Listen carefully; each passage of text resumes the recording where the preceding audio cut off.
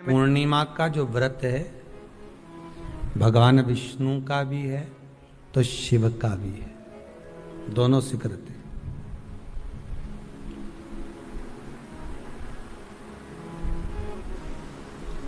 दोनों स्वीकृत है। जिसका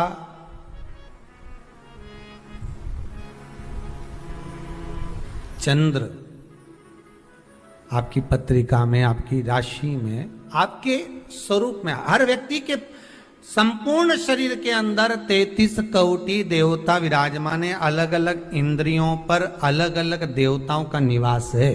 कभी मौका मिले तो अच्छे से उसको समझना। पूरे शरीर में अलग अलग इंद्रिय पर अलग अलग देवता।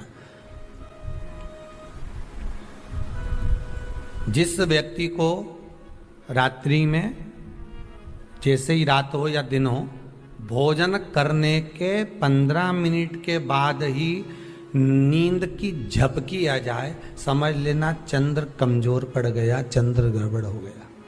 बहुत ध्यान सुनिएगा जरा। पूर्णिमा का व्रत किसके लिए, वो भी ध्यान से दीजिए। शायद आपने कभी सुना ना सुना, पर अच्छे से सुन लोगे ना, ये व्रत कथा बार बार नहीं मिलने वाली। फिर इसके बाद तो तुम भले वो फिर फेसबुक यूट्यूब पर बाद में निकाल के भले सुनते रहना, पर सुन लो पूर्णिमा के व्रत का महत्व पूरा। एक, भोजन के बाद जब नशे जैसा माहौल हो जाए, आपको बिल्कुल कोई छेड़े ही नहीं, सोई नींद आए, जब लग जाए कि अब तो 2 क्षण सोना ही पड़ेगा, नेत्र कितना ही जगाओ तो भी नहीं माने, फिर तो बिन पिए नशा हो जाता है, जो बोले भोले गाता। तो ये जब ये चंद्र अपना प्रभाव दिखाता है तो भोजन के बाद आपको डुबा देता है। ठीक है,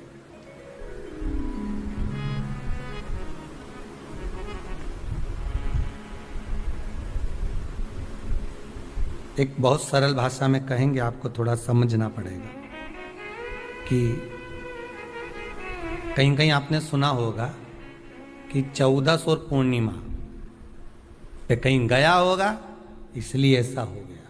बोले सुना है कि नहीं सुना? 14 पूर्णिमा पे कहीं गया होगा या 14 पूर्णिमा पे कहीं गई होगी तो ऐसा हो गया। क्यों कहते हैं, उसका कारण क्या है? आखिर वह 1400 पूर्णिमा को क्यों लोगों ने बदनाम कर दिया कि 14 पूर्णिमा पे कहीं गई होगी तो बाल खोल के गई होगी, या ऐसा करा होगा तो वैसा करा होगा तो ऐसा हो गया, या ये चीज इसके साथ में ऐसा हो गया, या एक्सीडेंट हो गया, या ये चीज। कारण क्या होता है? क्यों पूर्णिमा और अमावस्या के समय पर ही ज्यादा एक्सीडेंट के योग बनते हैं?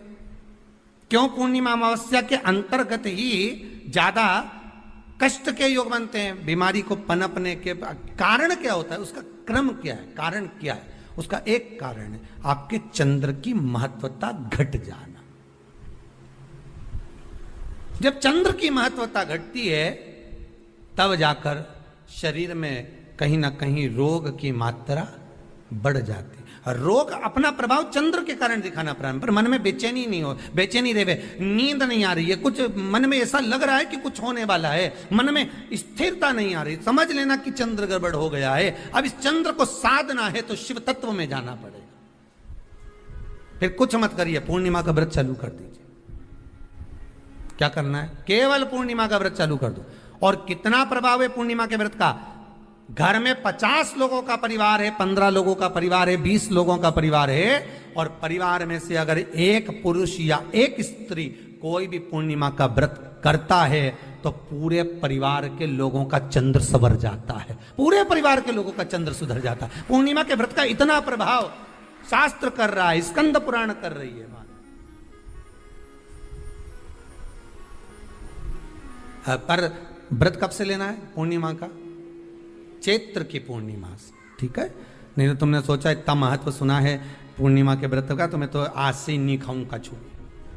आज से ले लो। तो ये हर कोई सब तुम्हारा मर्जी पड़े, तुम तो आधी रात को उठ के भोजन करने लगो, तो ये कहीं वर्णन नहीं है। तुम तो आधी रात के नहा लो, तो ये कोई महत्व है? तो हर चीज़ का एक समय होता है कि इतनी बजे उठना, इतनी बजे मंजन करना, ऐसा करना, भोजन करना, ये समय पर फलाहार करना, ये समय पर ये, तो ये सब चीज़ का एक समय होता है, हर चीज़ का एक समय।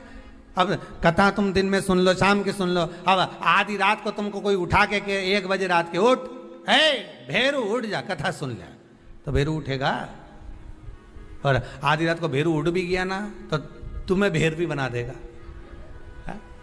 हर चीज का एक समय होता है कि आपको ये समय पर आपको ये ग्रहण करना, आपको इस समय पर भगवत स्मरण करना, आपको इस समय पर नाम जाप करना, आपको इस समय पर भगवान की भक्ति को धारण करना।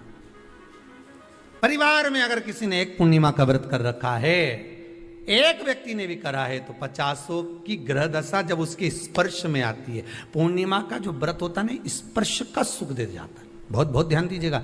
जैसे आपने किसी ने पानी मांगा, आपका पूर्णिमा का व्रत है, और भले आप उठ के पानी लेने नहीं गए क्योंकि आपका व्रत है, क्योंकि जिसका व्रत होता है बेचारी वो तो ज्यादा कुछ करती ही पाती है,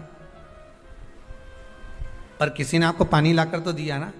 अब पानी लाकर जिस व्यक्ति ने दिया उसका स्पर्श तो हुआ ना। ये अभी गई थी ना दूसरी लहर कोरोना महामारी, इसको देख लो, इसको टच किया, इससे टच होकर उस पर गया, उससे टच होकर उस पर गया, तो ये कोरोना महामारी। अब जब ये कोरोना महामारी टच करने से फैल सकती है, तो व्रत का पुण्य टच करने से क्यों नहीं बढ़ सकता? विचार करिएगा जरा, उसका भी तो पुण्य। अब आपने किसी को जल दिया जिसका व्रत था उसको जल दिया। और सरल भाषा में समझ लो, कभी मथुरा वृंदावन गए हो आप लोग? अगर मथुरा वृंदावन गए होगे, उज्जैनी गए होगे, काशी गए होगे, कहीं तीर्थ में गए होगे, या कभी कुबेरेश्वर धाम कभी आप लोग आएंगे जाएंगे, कभी आपको ज्ञात होगा, तो कभी आप लोग दर्शन करेंगे कि जब भोजन प्रसाद होता है तो लोग उसको बांटने के लिए देते हैं कि कोई आया है तो उसको कुछ प्रसाद मिल जाए, भंडारे की प्रसादी मिल जाए। तो भंडारे की प्रसादी जब वो खाता है, उसका स्पर्श होता है, स्पर्श होता है तो जिसने भोजन किया उसका पुण्य जो दे रहा होता है उसके खाते में चले जाता है।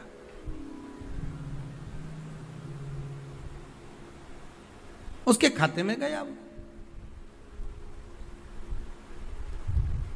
पूर्णिमा के व्रत का नियम है, घर में एक सदस्य भी कर रहा है, किसी ने उसको भोजन बनाकर थाली में कुछ प्रसाद फलाहार सामग्री दी, उसका स्पर्श बड़ी बहू को हुआ, बड़ी बहू रसोई घर में गई, उसने बाकी की चीजों को छू लिया, उसको देवरानी ने छू लिया, देवरानी ने कोई बर्तन छुआ, उससे तीसरी देवरानी ने देखा, उसने कोई चीज छू ली, तो वो छूते छूते छूते छूते वो पूर्णिमा का प्रभाव पूरे घर के लोगों को हो जाता है, और उनका चंद्र इतना प्रबल हो जाता है कि अपने आप उनकी बेचैनी, उनकी आलसता समाप्त हो जाती है। नहीं तो एक व्यक्ति के कारण पूरे चंद्र दशा खराब। एक दुखी तो सब दुखी, एक सुखी तो सब सुखी। वो देख ले कि हाँ इसको सुख मिल गया है, अब ठीक है।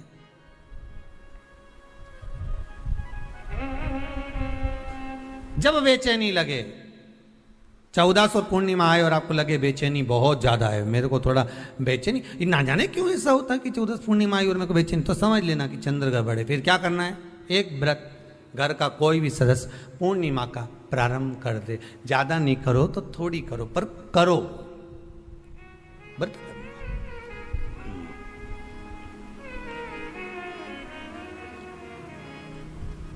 बहुत क्लेश हो रहा हो, बहुत क्लेश हो रहा हो, तो पूर्णिमा के दिन खीर का भोजन, प्रत्येक महीने में एक बार ऐसा नियम बना लो, अपने दीवार पे लिख लो कि पूर्णिमा है और पूर्णिमा के दिन घर में खीर बनना ही है। केवल शरद पूर्णिमा अकेली पे नहीं हो, तुम एक पूर्णिमा पे तो बनाते हो खीर, शरद पूर्णिमा के दिन तो खूब जोरदार बना बुनो के ना डोलची के छत पे धर दो, उठा के भगवान ही दर्द कहीं कहीं की तो छत पे बनाए। तो बच्चे पूछ ले मम्मी ये छत पे क्यों रखी है, तो क्या अमृत गिरेगा?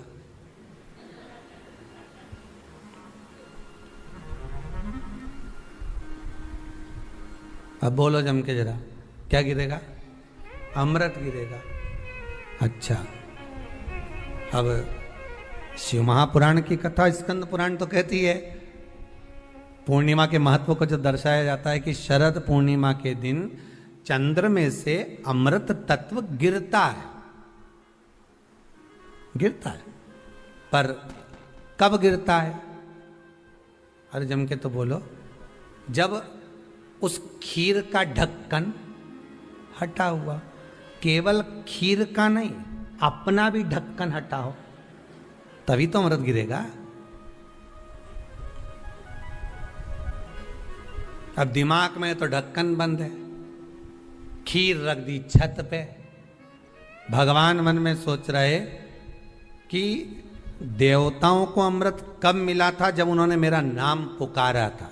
केवल खीर बना के नहीं धरी थी कि छत पे खीर धर दो और अमृत आ जाएगा। नहीं नहीं, खीर के पास बैठकर थोड़ी देर बैठकर हरे राम कहो सीताराम कहो, सीताराम कहो राजा राम का कुछ भजन तो गाओ। अब तुमने तो नीचे से बना के छोरा के दे दी, धर या ऊपर छत पे, और छत पे ले जाके खीर धर दी और खीर रखी तो मम्मी ने क्या केवल ढक्कन लगा के रखना, बिल्ली खा जाएगी। तो उसमें ढक्कन केवल खीर में नहीं लगाया, अपनी बुद्धि में भी लगा लिया। अरे स्कंद पुराण की कथा कहती है जब पूर्णिमा के दिन तुम खीर बना रहे हो, अगर शरद पूर्णिमा के दिन खीर बना रहे हो तो प्रयास करना कि थोड़ी देर बैठकर राम नाम, कृष्ण नाम, शिव नाम, भगवान की भक्ति का 2-5 भजन तो हो जाए।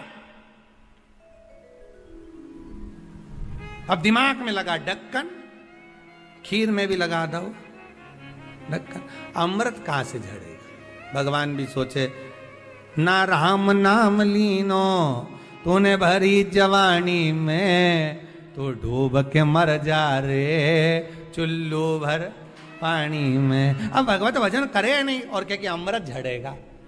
भगवान के कहीं नहीं झड़े, फालतू की बात।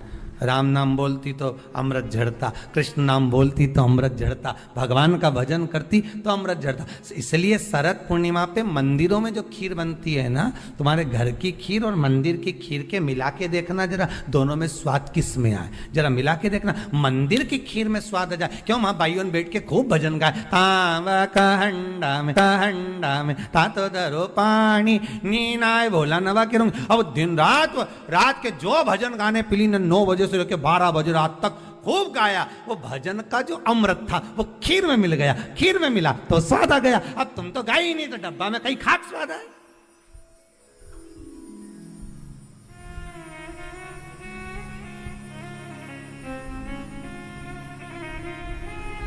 अब रात्रि को छोरा से क्या, जा खीर उठाना नीचे, जो खीर लेके आया ने खा के देखी तो ये खीर तो फटी गई।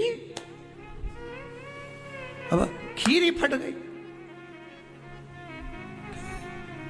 छोरा से 2 धर के दिया, कर तो ढाक के नहीं आया था? नहीं ढाक के आया। तो इसमें तो मैंने वो चिरौंजी डाली थी, दाग चिरौंजी, पर ये बिजली का कीड़ा होने का और डाली थी दाग चिरौंजी, आ गए हम। उस समय पे बिजली का कीड़ा बहुत चले, शरद पूर्णिमा के टाइम पे काला वाला, और एक ही आ जाए नहीं तो पूरा इलायची का स्वाद दे जाए। अब डाली थी दाग चिरौंजी, आ गया वह कीड़ा भी।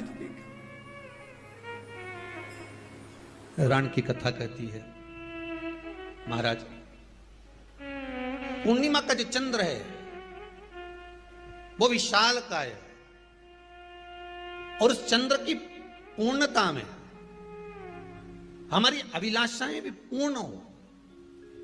आप आस्था चैनल के माध्यम से जितने लोग कथा सुन रहे हैं, फेसबुक यूट्यूब पर जितने कथा सुन रहे हैं, और कुबेरेश्वर धाम में जितने कथा सुन रहे हैं, आप में से कितने लोग हैं जो पूर्णिमा का व्रत करते हैं? जो माताएं करती हो जरा हाथ उठाइए। पूर्णिमा का व्रत जो करती हो, करते हो ना आप लोग?